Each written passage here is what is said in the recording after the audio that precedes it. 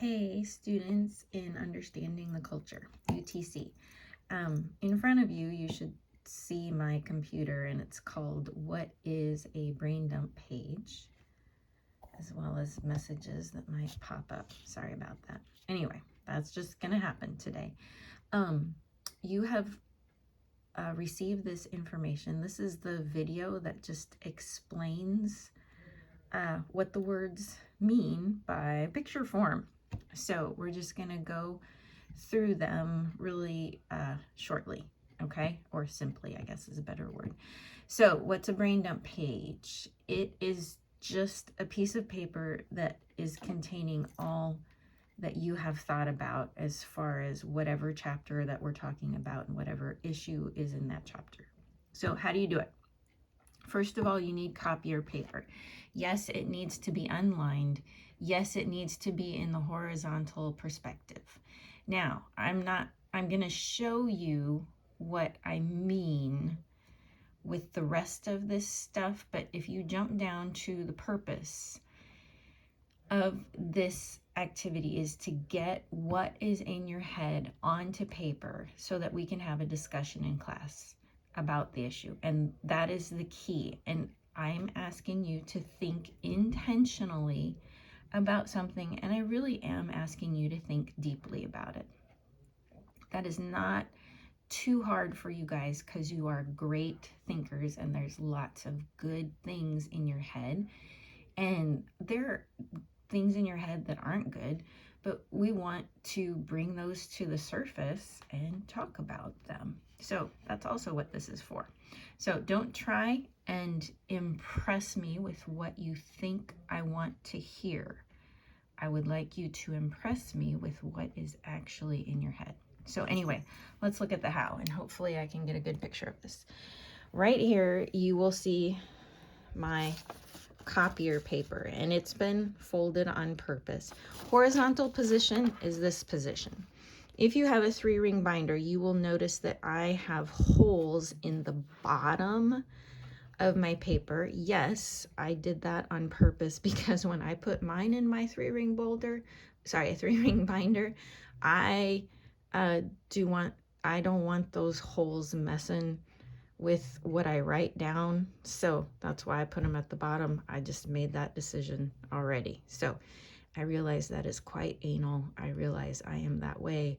You don't have to be that way. But things you have to have. It has to be copier paper.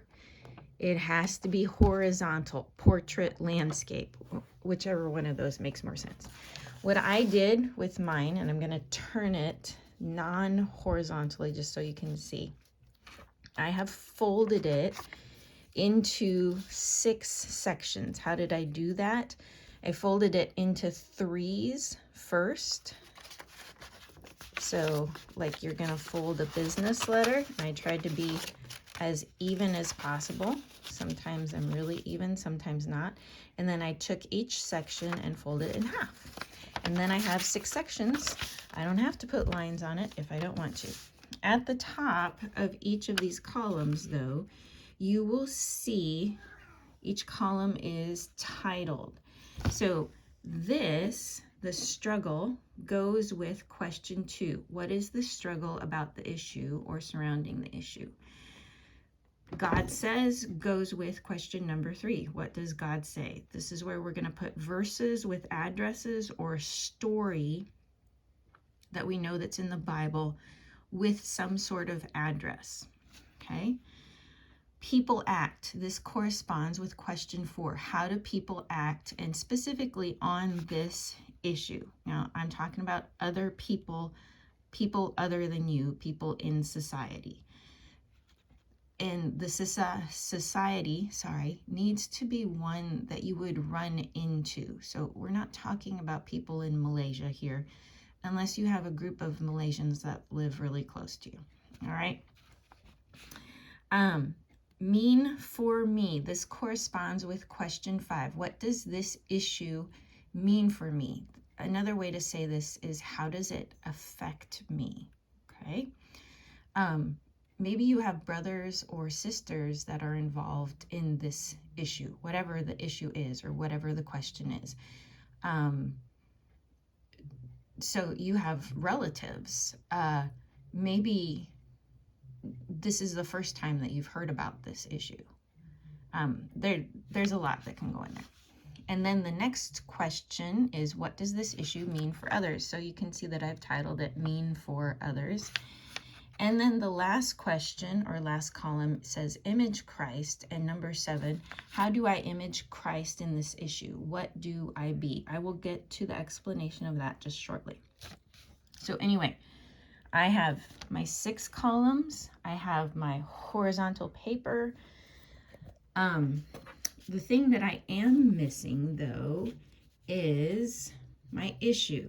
Now, overall, your issue needs to go in a box or in a circle in the middle of the paper. You can make ruler lines or in a different color, something that makes it stand out. And you will write what the issue is. For right now, I'm just writing issue because that's the easiest thing. We're going to have several issues or questions that we're talking about. And then underneath of this is where question number 1 goes. We need to define the issue. What do we mean when we say gender?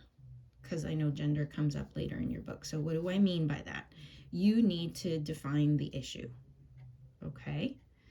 And that goes in that box. And then as you think of things and write them down, you just put them in the column. I think most all of the questions, like what is the struggle, what does God say, how do people act, what does this mean for me, and what does this mean for others, those are pretty self-explanatory. So I'm going to spend a little time on question 7, which is how do I image Christ in this issue? What do I be? So an easy way to think of this is, what do I need to do in this issue? Let's say, because this is generic, I need to be loving in this issue. Okay, we can say that about absolutely everything. So that's why I'm choosing it. What kind of love are you talking about? Are you talking about eros? Are you talking about phileo? Are you talking about agape? Okay, so you need to know what you mean by love, and you need to specify. And then once you've figured out what they needed, the real question, how do I image Christ in this issue? What do I be? What I mean here is, if you know that's what is needed in the issue, then how are you receiving it? If you know that an issue requires love, and love is a spiritual gift that you can only get from God, then how are you getting love from God? How are you receiving His love? I'm not exactly looking for, I read the Bible, I go to church, I pray, but I'm asking you to identify, what is it that I need to receive, that I have to have first before I can give to others?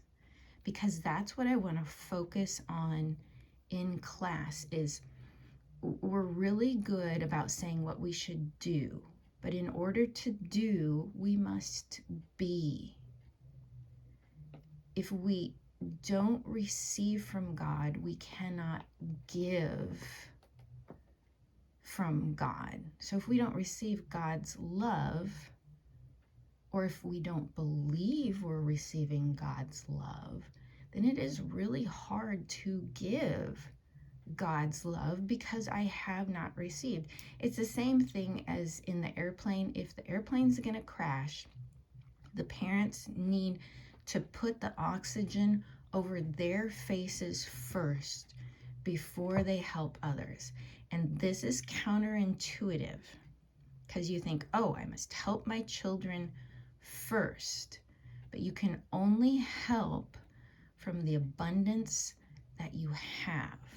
So how do I image Christ in this issue? It's really easy to figure out what is needed but I'm asking you to think, what do I need to receive from God so that I can give it in this issue? And for all of these columns, there's going to be more than one answer. So if you come to class with only one answer, I might bop you on the head in a loving fashion, okay? We might not even have the same issues written down. This is very individual work. That also means that if you do your best on this whole thing, but you don't have what your neighbor has, that does not mean that it's wrong. It means that we need to hear your perspective and what you saw. That's what I'm asking for. What did you see? What are you thinking?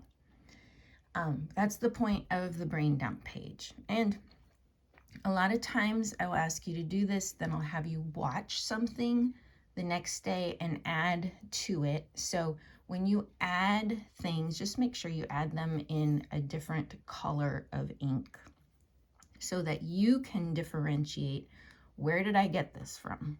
Okay, that's it.